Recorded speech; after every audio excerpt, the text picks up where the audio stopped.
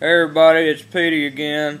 This is my second video diary. I was watching my first one a little while ago and I realized I look pretty much like hell because my hair was all greasy and all that, so I decided to pretty myself up for this other one, just in case there are any single ladies out there watching this. So anyways, I was at my cousin's house the other day. We was having us a cookout, and we were standing on the deck talking, and all of a sudden one of his youngins ran up, and she started screaming, "Daddy, Daddy, I got a bean stuck in my ear." So he kind of laughed, and my cousin, and he pulled tweezers out of his pockets, and he proceeded to pull the bean out of her ear. It was at that moment that it struck me that my family has some sort of weird affliction. I don't know what it's called, if it has a name, but we have this condition where we can't seem to stop getting weird objects stuck into various bodily orifices.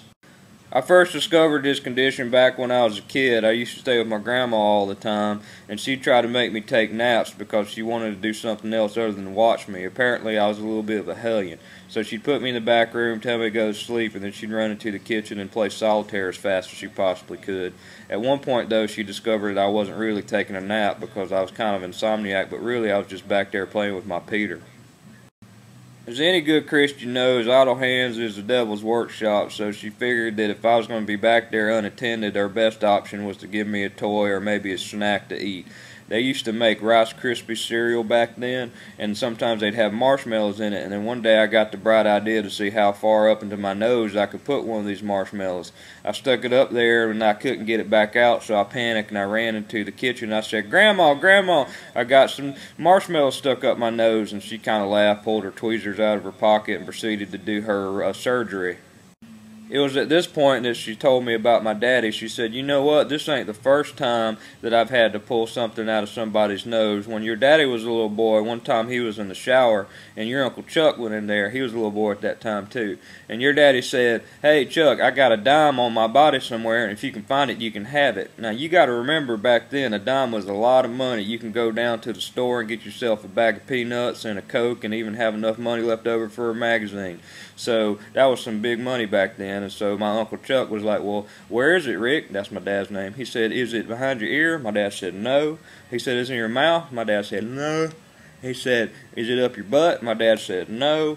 And he said, 'Well, where is it then, Rick?' And my dad said, 'It's up my nose.' And then when he went to do that, he stuck the dime even further up his nose, and he screamed, 'Oh my God!' And he ran naked into the kitchen and said, 'Mommy, Mommy,' because she was a mommy then, not grandma. And he said, 'I got a dime stuck up my nose.' So she laughed, pulled out her tweezers, and proceeded to do surgery on him. So then there's this incident with my little brother. Actually, I should just call him my younger brother because he's about 5 times bigger than me now. But anyway, back when we was kids, there was a show on TV called He-Man and Masters of the Universe.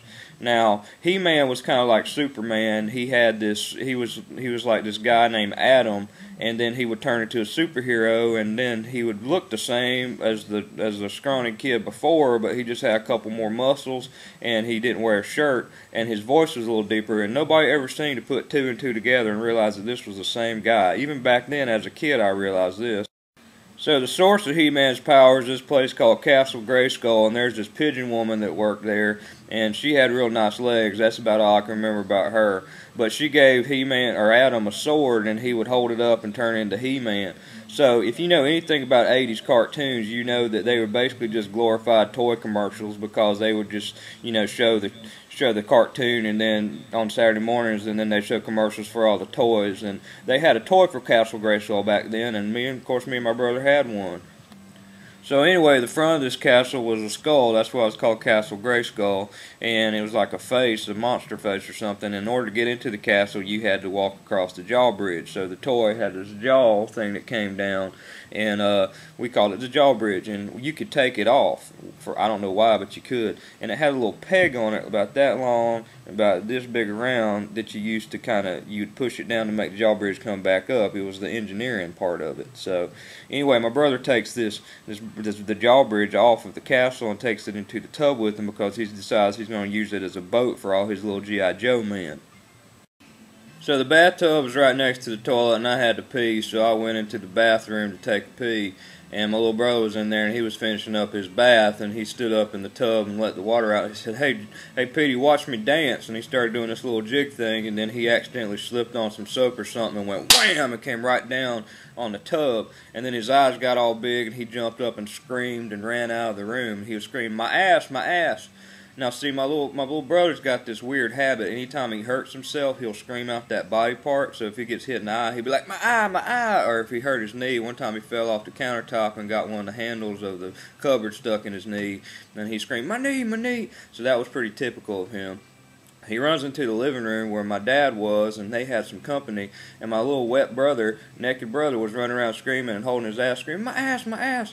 And he jumped up on my dad's lap, and my dad said, boy, what happened to you? And he grabbed my little brother and pulled his butt cheeks apart to see what happened, and he couldn't figure out what happened. Then he ran into the bathroom where I was, and he hit me in the chest. He said, boy, what did you do to him? Because I was known for doing stuff to him, but that one time I was innocent. Anyway, he said, what'd you do to him? I said, I don't know. And then we looked down in the tub, and we saw the Castle Grayskull thing, and we were looking at it. Hold on, I got a telephone call. I'll get that later. So anyway, we put two and two together and figured that that little thing must have went up his butt somehow. So I guess the whole moral of this story is never dance in the tub because you might fall and you never know what's going to go up your damn ass. Anyway, that's that. I need to take this call. I think I'm late for work, so I'll see you guys next time. Have a good weekend. Take care. Bye-bye.